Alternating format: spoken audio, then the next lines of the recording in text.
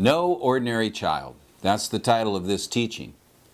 In Acts chapter 7, there's a record of Stephen, the first martyr of the Christian church. Stephen is standing. He's been called before the Sanhedrin. The Sanhedrin happens to be the ruling body of Israel. 70-some elders of Israel who are charged to enforce the rules and oversee all of Israel. And specifically, he's been called before them for blasphemy. And here's Stephen, and he's rehearsing the history of Israel. In Acts chapter 7, verse 20, Stephen makes a statement, and those words jumped out for me. Let's read it. He says, "At that time Moses was born, and he was no ordinary child." No ordinary child. Like I said, those three words jumped out at me. Here's Moses, and I know that he's referring specifically to him as no ordinary child. He's talking about the record in Exodus, I believe Exodus 2:2. I may be wrong on that, but I know it's in the beginning of Exodus. And in that record, the translations have been ranged from he was a godly child, he was a beautiful child. Here Stephen refers to him as no ordinary child. But the thing that stuck out for me as I listened to that is any child really ordinary? I know that a lot of people die as ordinary, but I don't think there is such a thing as an ordinary child. I think there's something that happens between birth and death to cause people to become ordinary. But I think from God's perspective, there is no such thing as any human being ordinary. When I use the word ordinary, I mean the plain, the simple, mundane, ordinary. Now, I'm recording this teaching right around the holiday season in 2011, a time when I'm thinking most of society is thinking about Jesus Christ or the birth of Him. I drove by a church the other day. They had a nativity scene out front. Jesus Christ certainly was no ordinary child. Would we be able to say that Adam and Eve were ordinary? I don't think so. I don't think so because they were God's creation, God's man and woman, made morally upright, physically perfect. There wasn't anything ordinary about them. Maybe I bring a different perspective to this. I'm 58 years old. There once was a time where I thought myself ordinary. Times I still do think of myself ordinary.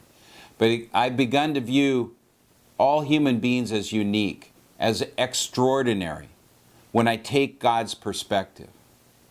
The reason I think I've come to this is because I've been blessed with 4 daughters in my life. And as I saw each of my kids grow up, I realized the uniqueness of each one of them. The special temperament, personality, gifts, their unique abilities. There wasn't anything ordinary about any one of them. I also now have been blessed with 8 grandchildren, and every one of them is special. How could anybody look at a child who's inquisitive, who's intelligent, artistic, creative, who wants to explore the world around them, who play with this unbelievable imagination, who have innocence? There's nothing ordinary about them. I also was blessed to be one of 8 brothers and sisters. I have 8 total, 7 siblings that I have. But one of the perspectives that I gained in my life was I have a sister who's 2 years older than me, my sister Patty. She turned 60 last year.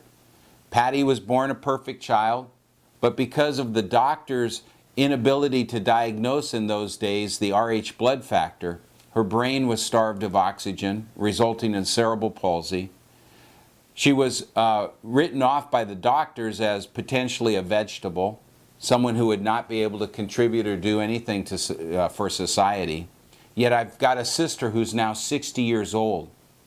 My sister, who's mentally retarded, has been one of the best blessings of my life. My sister loves Jesus Christ.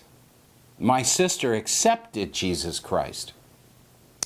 Every time around this time of year, she talks of baby Jesus and she enjoys this season. And there was a time where my family too didn't know what her full potential is. But my sister lives an independent life through assisted living programs. She's worked. There's nothing ordinary about her.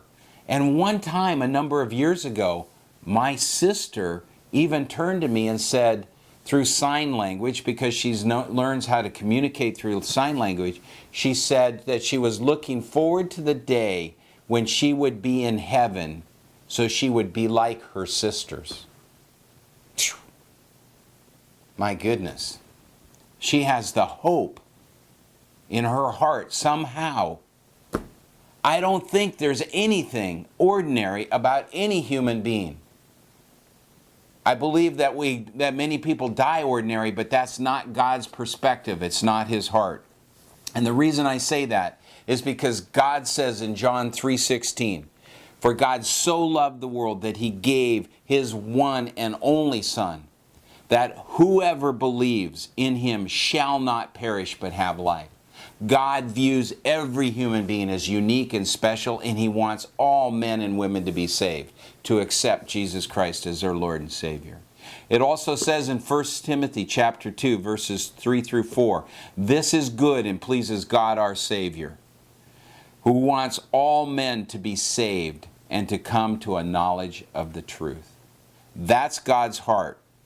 God doesn't view any human being as ordinary.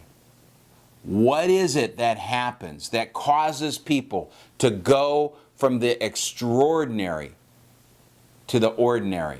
I don't believe they are actually changed, but I believe that something happens in the human heart to cause them to be stained, to cause them to see themselves no longer the way that God sees them. Something happens. In the next session, I want to explore that.